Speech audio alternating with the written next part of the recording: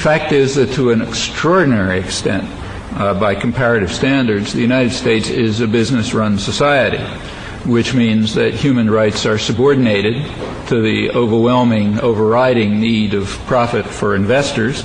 Decisions are placed in the hands of unaccountable private tyrannies, which means that even if formal democratic practices exist as they do, they're of peripheral significance. The government, in fact, is, as John Dewey called it 50 or 60 years ago, the shadow cast by business over society, so that modifications in the shadow are not going to change the substance. These were truisms throughout most of American history, including American working class history, until quite recently, until the 1950s, in fact. And it also means that social policy is geared to the transfer of wealth and power to those who already have it, and deliberately so. Now, in more democratic societies, by that I mean societies where democratic forms function more, there are countervailing forces that enable the public to enter the arena of policy and decision. That's only true to a very limited extent, a remarkably limited extent in the United States, despite quite impressive democratic forms. The country was founded on the principle that James Madison explained in the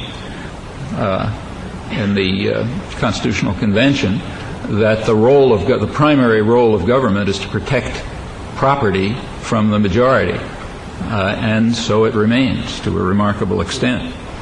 Well, one of the most effective democratizing forces has always been the labor movement, labor unions. The history on that is completely clear. In countries that have a strong labor movement, there is also a very strong tendency or a strong correlation with a real, live, functioning social contract that includes not only rights for working people, but for people who need help and protection, for the defenseless, for children, for women, for families, for people who need assistance generally, for the general public, in fact. And there's also a culture that goes along with it, a culture of solidarity and sympathy and mutual aid and support. In countries where unions are weak, like ours, we tend to find what's called tough love, as they call it these days, which means love for the privileged and tough for everybody else. We find what we might call, if we're honest, the really existing doctrine of free markets. That means market discipline for the poor and the defenseless, but plenty of protection and subsidy for those who really need it, the rich and the powerful. We find different psychological and cultural values, the ones that in fact were denounced by Adam Smith, whose motives were very much like those of the labor movement that developed later, and very much opposed to those of the people who distort his message and shamelessly use his name. We tend to find what he called the vile maxim of the masters of mankind, all for ourselves and nothing for anyone else, now reaching its sharpest expression in the Gingrich contract, to which the population is overwhelmingly opposed, incidentally, point by overwhelming margins if you look at public opinion polls. But in a country where democratic forms don't function, that's basically irrelevant. And they don't function in large part because we don't have a civil society with organized elements, unions being the central one, as they have been historically, that can be a countervailing force. And that's historically been the case.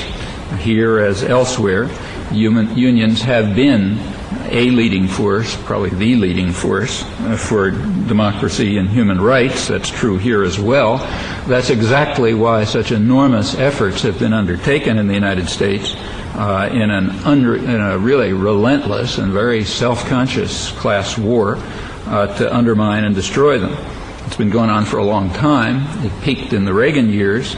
In the Reagan years, the United States simply rescinded Article 23 of the Universal Declaration of Human Rights, which, if you read it, guarantees elementary human rights of workers, including the right to form unions. And this is well known outside the United States, at least.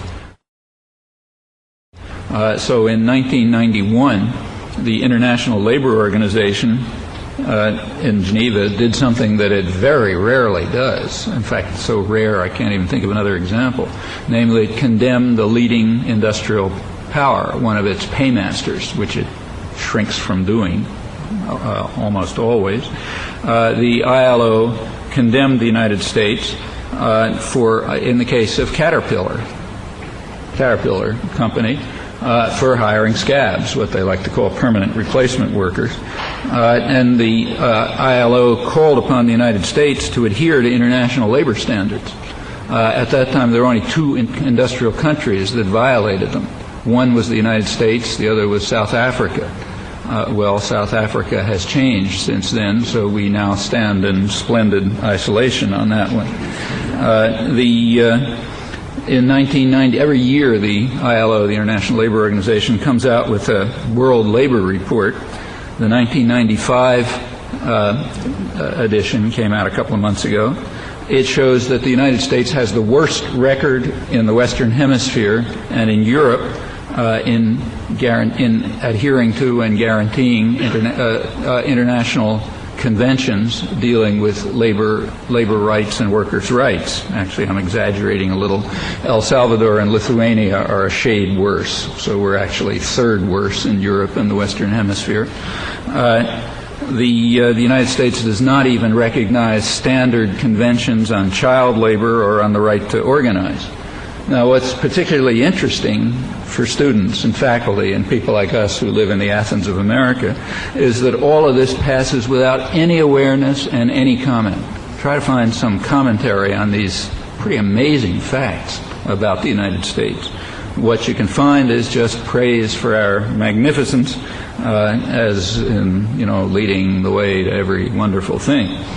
Well, the methods for subverting, I don't want to suggest that everybody is lying about it. Not everybody's in the universities and the corporate media and so on. Sometimes the truth is told, and it's very often told in the business press, which tends to be more honest and open about these matters, much less concerned about that their audience might get out of hand, I suppose. The methods for subverting Article 23 during the Reagan years were reviewed in a cover story in Business Week that I'd really recommend to you. I've written about it, but I haven't seen any other reference to it. It's a cover story in Business Week just a year ago, last May. Very accurate, very honest, as the business press quite often tends to be. Business Week points out that, I'm just quote some things to give you a flavor. They say, over the past dozen years, meaning basically since the Reaganites took over the past dozen years, U.S. industry has conducted one of the most successful anti-union wars ever, with a chilling effect. The purpose, they're very clear about the purpose. They say management's basic goal was to undermine the rights that were guaranteed by the 1935 Wagner Act, which brought the United States into the civilized world, briefly. They were very quickly undermined. If there's time, I'll come back to that. Some of those rights are still guaranteed by law, but as Business Week points out, that's just a technicality. They don't make a comment on it, they just mention it. The basic method of this successful anti-union war was illegally, I'm still quoting, illegally firing thousands of workers for exercising their rights to organize.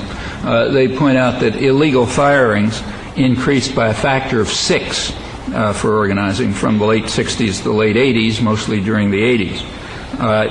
Employers illegally fired, unlawful firings occurred in 1/3 of all representation elections in the late 80s, as compared with 8% in the late 60s. And they quote a Harvard law professor who points out, even more significant than the numbers is the perception of risk among workers who think they'll be fired in an organizing campaign. And that's true. Any union organizer can tell you that. If the chances are that the employers will be able to simply fire people who exercise their legal rights with government protection, the risk of even entering into an organizing campaign, which is not small, there's plenty of sacrifices involved, as you